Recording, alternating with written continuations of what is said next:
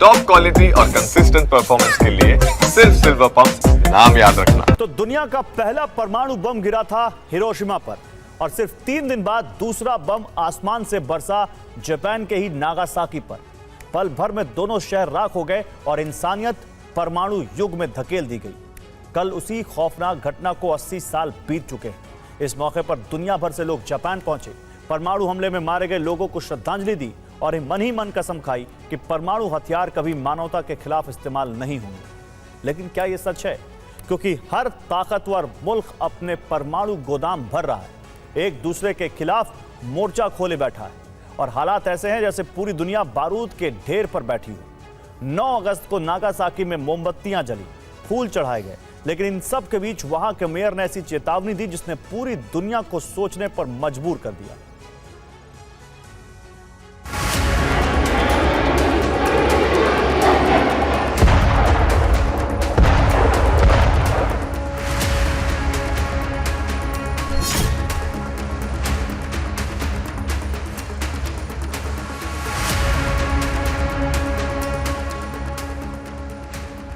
इस वक्त पूरी दुनिया में उथल पुथल मची हुई।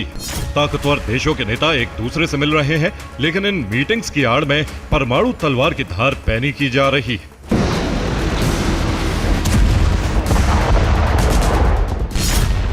यूक्रेन के मुद्दे पर पुतिन और ट्रंप की मुलाकात भी होने वाली है।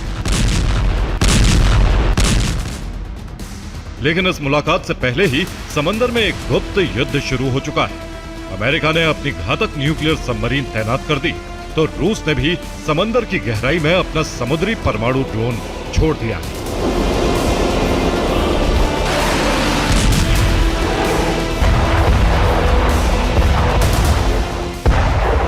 इसी परमाणु हलचल के बीच नागासाकी के आसमान में उठे मशरूम क्लाउड को 80 साल पूरे हो गए। हर साल की तरह इस बार भी नागासाकी के परमाणु हमले में मारे गए लोगों को श्रद्धांजलि दी गई। परमाणु हथियारों को दुनिया से समाप्त करने की शपथ ली। लेकिन इस मौके पर नागासाकी के मेयर शिरो सुजुकी ने वो बात कह दी जो मौजूदा दौर की सबसे कड़ी सच्चाई है।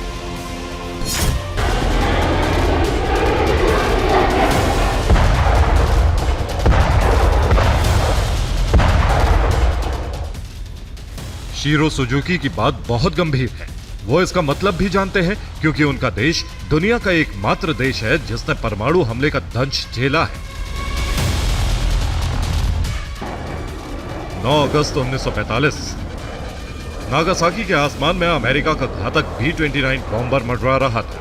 यह बॉम्बर 10,000 पाउंड वजन के विनाशकारी परमाणु बम से लैस था। इस परमाणु बम का नाम था फैट मैन। बॉम्बर से बम गिरा और महज 27 सेकंड में हजारों जिंदगियां राख में मिल गई।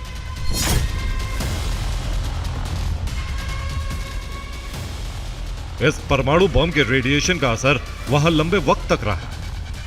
साल के अंत तक 70,000 लोगों की मौत हो गई।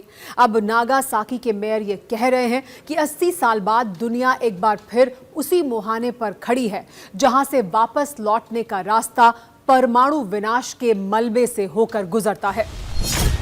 लेकिन सच से आंखें मूंद कर दुनिया उसी परमाणु युग की तरफ बढ़ती नजर आ रही। आज की तारीख में पूरी दुनिया के अंदर जंग के कई मोर्चे खुले हुए हैं। कहीं आमने सामने की लड़ाई चल रही है, तो कहीं बारूद के ढेर में महायुद्ध की चिंगारी सुलग रही है।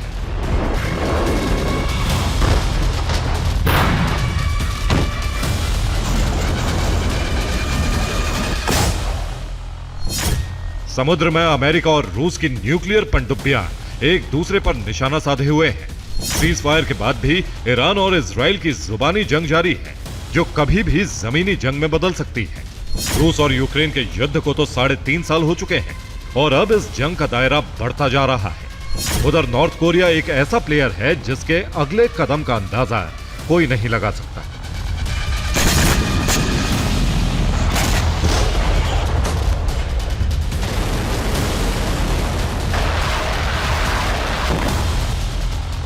हिरोशिमा पर अमेरिका ने 6 अगस्त को परमाणु बम गिराया और उसके ठीक 3 दिन बाद नागासाकी को टारगेट किया गया।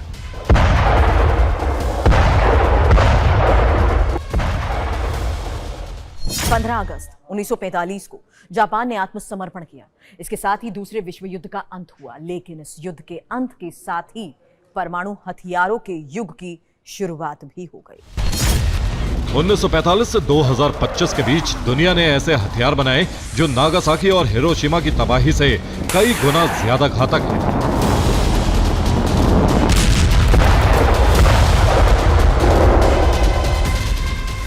खासतौर पर अमेरिका पहले से बहुत ज्यादा ताकतवर हो चुका है।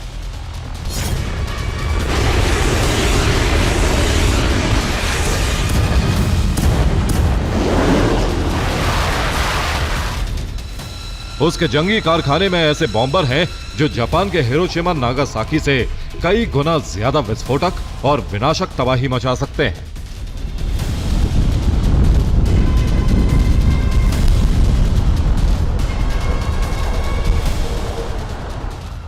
सबसे घातक है उसका B-2 spirit stealth bomber. US air force के इस विनाशकारी बम वर्षक से पूरी दुनिया थर्राती है।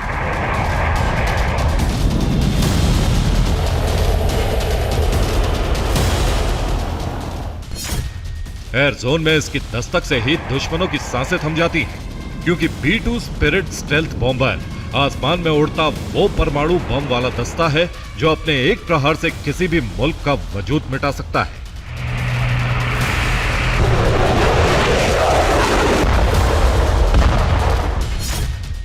अमेरिका की तरह रूस के भी बॉम्बर बेहद शक्तिशाली हैं। लेकिन अगर कोई बॉम्बर ट्रंप के B-2 स्पिरिट स्टेल्थ बॉम्बर को टक्कर दे सकता है तो वो है Tu-160 यानी व्हाइट स्वान।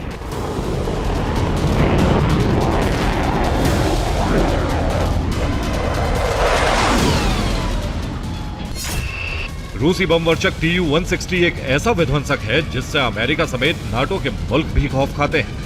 इसके बारूदी ट्रेलर को देखकर नाटो ने इसे ब्लैक जैक का नाम दिया है, यानी दुनिया के तमाम बम वर्षकों में सबसे बड़ा, सबसे विस्फोटक और सबसे ज्यादा विनाशकारी। अमेरिका से रूस का तनाव एक महायुद्ध की आग सुलगा रहा है, जिसकी आशंका नागासाकी के मेयर ने जताई।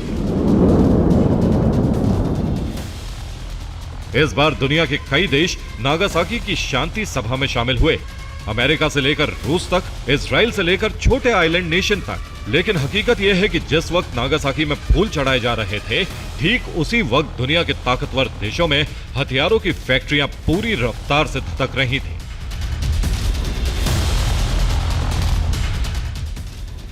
नागासाकी में हजारों लोग सिर झुकाकर दुआ कर रहे थे कि ऐसा महाविनाश दोबारा नहीं होना चाहिए। लेकिन दुनिया के ताकतवर मुल्क इस मुद्रा में भी महायुद्ध के स्वप्न बुन रहे हैं।